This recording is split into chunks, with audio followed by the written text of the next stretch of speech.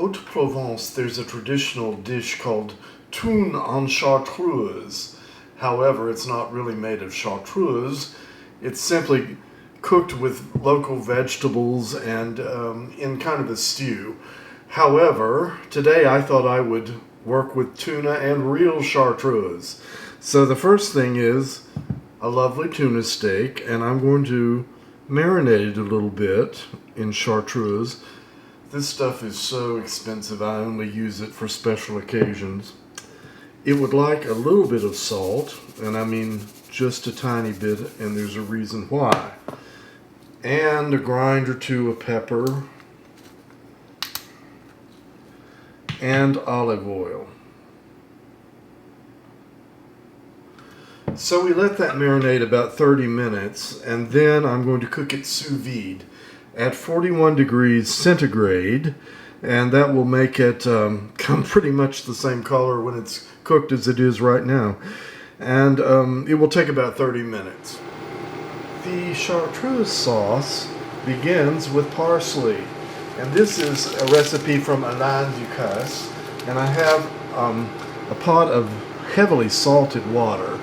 And the reason it's got a lot of salt is because it will bring out the chlorophyll and preserve the green. So the parsley gets plunged in there, and it needs to simmer about 5 minutes. From the boiling water, the parsley goes into an ice bath. This is, by the way, called à la anglaise, the cooking technique in French. I don't know what that has to do with English, but that's what they call it. So we cool that down, and then we'll move to the next step.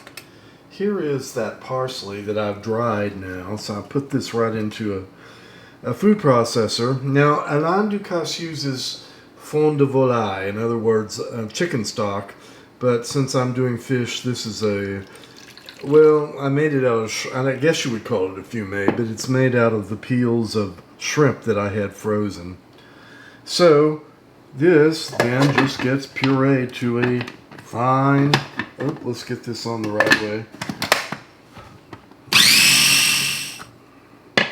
Yes, that's a pretty color. Next, I'm pushing this through a strainer to get most of the parsley out of it. I have to confess that the viscosity was not quite right. It was too thin. So I added a little bit of potato starch to that and brought it to the simmer. Not enough to discolor it. Now here's the thing. Your flavoring is just a touch of chartreuse. So I have sauteed some cherry tomatoes here and a little bit of strips of zucchini to make this really a Provençal looking dish. So that starts there. Then I'm going to put the pretty tuna atop it. And then, this is why I did not put a lot of salt on it.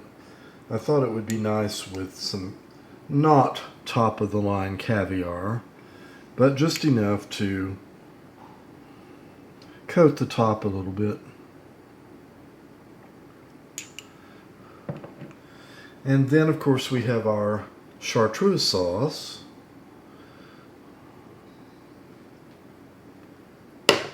And I have some balsamic glaze that I'll just dot around here.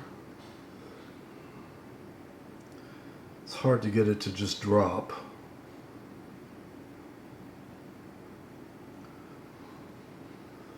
More just decoration, so it doesn't really matter what happens with it.